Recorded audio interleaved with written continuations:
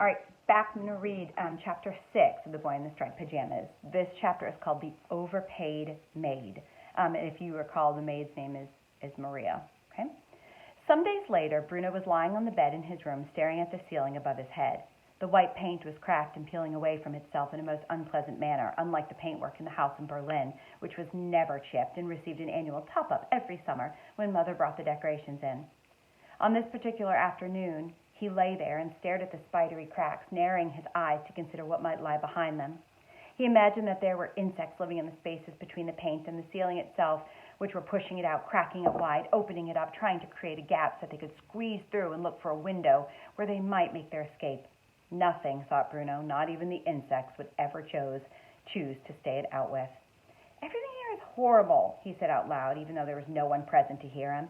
But somehow it made him feel better to hear the words stated anyway.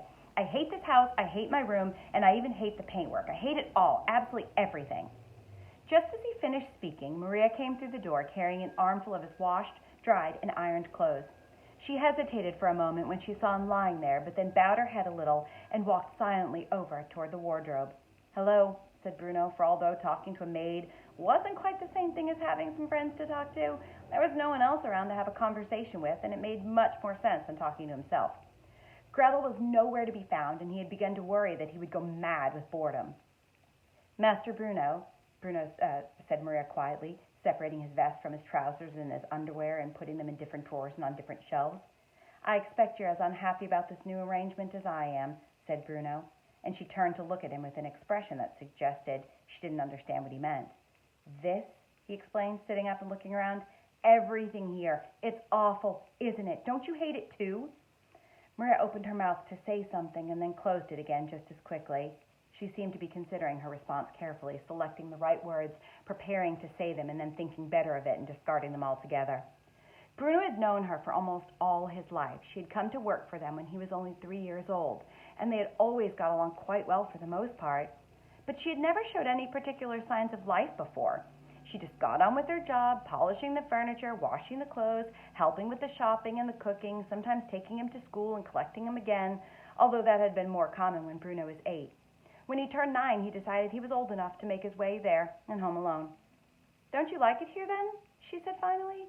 Like it? Replied Bruno with a slight laugh. Like it? He repeated, but louder this time. Of course I don't like it. It's awful. There's nothing to do. There's no one to talk to, nobody to play with. You can't tell me that you're happy where we've moved here, surely. I always enjoyed the garden at the house in Berlin, said Maria, answering an entirely different question. Sometimes, when it was a warm afternoon, I liked to sit out there in the sunshine and eat my lunch underneath the ivy tree by the pond. The flowers were very beautiful there. The scents, the way the bees hovered around them and never bothered you if you just left them alone. So you don't like it here, then? Asked Bruno. You think it's as bad as I do. Maria frowned. It's not important, she said. What isn't? What I think. Well, of course it's important, said Bruno irritably, as if she was just being deliberately difficult. You're part of the family, aren't you? I'm not sure whether your father would agree with that, said Maria, allowing herself a smile because she was touched by what he had just said. Well, you've been brought here against your will, just like I have. If you ask me, we're all in the same boat, and it's leaking. For a moment it seemed to Bruno as if Maria really was going to tell him what she was thinking. She laid the rest of his clothes down on the bed, and her hands clenched into fists as if she was terribly angry about something. Her mouth opened, but froze there for a moment, as if she was scared of all the things she might say if she allowed herself to begin. Please tell me, Maria, said Bruno, because maybe if we all feel the same way, we can persuade Father to take us home again. She looked away from him for a few silent moments and shook her head sadly before turning back to face him. Your father knows what is for the best, she said. You must trust in that. But I'm not sure I do, said Bruno. I think he's made a terrible mistake. Then it's a mistake we all have to live with. When I make mistakes, I get punished, insisted Bruno, irritated by the fact that the rules that always apply to children never seem to apply to grown-ups at all, despite the fact that they were the ones who enforced them. Stupid father, he added under his breath. Maria's eyes opened wide, and she took a step toward him, her hands covering her mouth for a moment in horror. She looked around to make sure that no one was listening to them and had heard what Bruno had just said. You mustn't say that, she said. You must never say something like that about your father. I don't see why not, said Bruno. He was a little ashamed of himself for having said that, but the last thing he was going to do was sit back and receive a telling off when no one seemed to care about his opinions anyway. Because your father is a good man, said Maria, a very good man. He takes care of all of us. Bringing us all the way out here to the middle of nowhere, you mean? Is that taking care of us? There are many things your father has done, she said, many things of which you should be proud. If it wasn't for your father, where would I be now, after all? Back in Berlin, I expect, said Bruno, working in a nice house, eating your lunch underneath the ivy and leaving the bees alone. You don't remember when I came to work for you, do you? She asked quietly, sitting down for a moment on the side of the bed, something she had never done before. How could you? You were only 3. Your father took me in and helped me when I needed him. He gave me a job, a home, food. You can't imagine what it's like to need food. You've never been hungry, have you? Bruno frowned. He wanted to mention that he was feeling a little bit peckish right now, but instead he looked across at Maria and realized for the first time that he had never fully considered her to be a person with a life and a history all her own. After all, she had never done anything, as far as he knew, other than be his family's maid.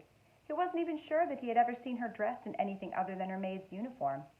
But when he came to think of it, as he did now, he had to admit that there must be more to her life than just waiting on him and his family.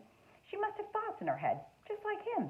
She must have things that she missed, friends whom she wanted to see again, just like him. And she must have cried herself to sleep every night since she got here, just like boys far less grown up and brave than him.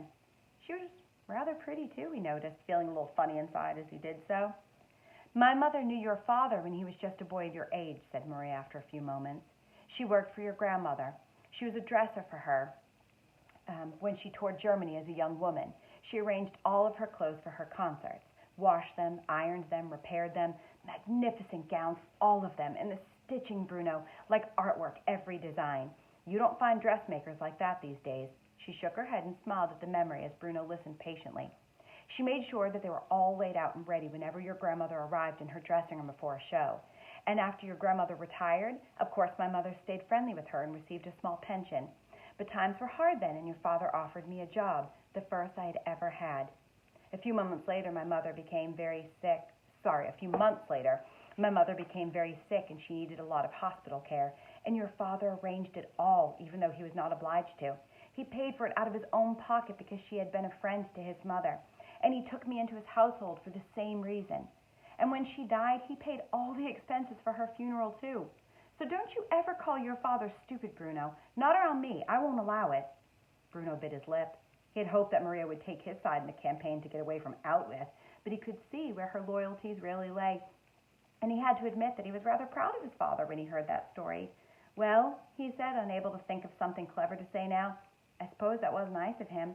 Yes, said Maria, standing up and walking over toward the window, the one through which Bruno could see all the way to the huts and the people in the distance. He was very kind to me then, she continued quietly, looking through it herself now and watching the people and the soldiers go about their business far away. He has a lot of kindness in his soul, truly he does. Which makes me wonder. She drifted off as she watched them, and her voice cracked suddenly, and she sounded as if she might cry. Wonder what? Asked Bruno.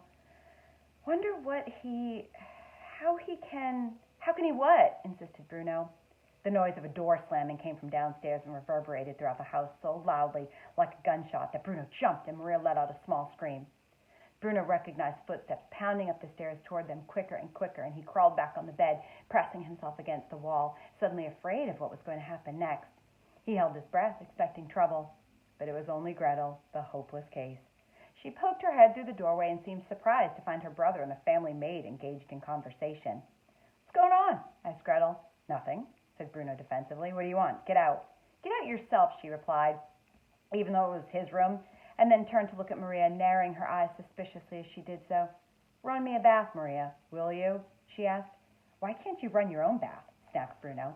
Because she's the maid, said Gretel, staring at him. That's what she's here for. That's not what she's here for, shouted Bruno, standing up and marching over to her. She's not just here to do things for us all the time, you know, especially things that we can do for ourselves. Gretel stared at him as if he had gone mad and then looked at Maria, who shook her head quickly.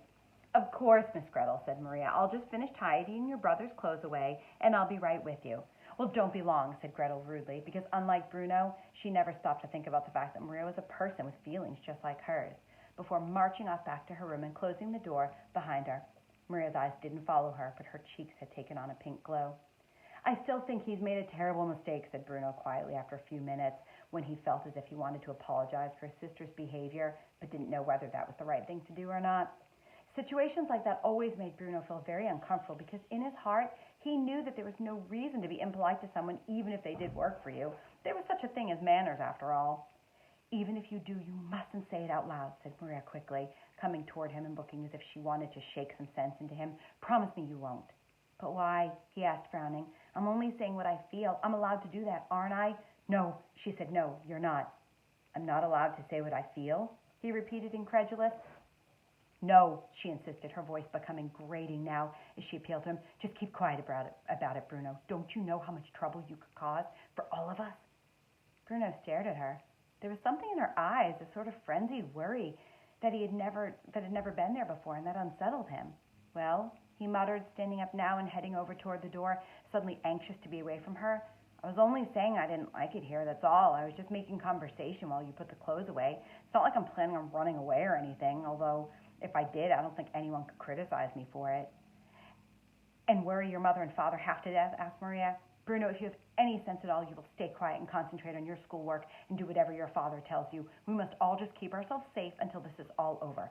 That's what I intend to do anyway. What more can we do than that, after all? It's not up to us to change things. Suddenly, and for no reason that he could think of, Bruno felt an overwhelming urge to cry. It surprised him even, and he blinked a few times very quickly so that Maria wouldn't see how he felt. Although when he caught her eye again, he thought that perhaps there must be something strange in the air that day, because her eyes looked as if they were filling up with tears too. All in all, he began to feel very awkward, so he turned his back to her and made his way to the door. Where are you going? Asked Maria. Outside, said Bruno angrily, if it's any of your business. He walked slowly, but once he left the room, he went more quickly toward the stairs and then ran down at them at great pace, suddenly feeling as that he wanted to get out of that house soon. He was going to faint anyway. And within a few seconds, he was outside, and he started to run up and down the driveway, eager to do something active, anything that would tire him out.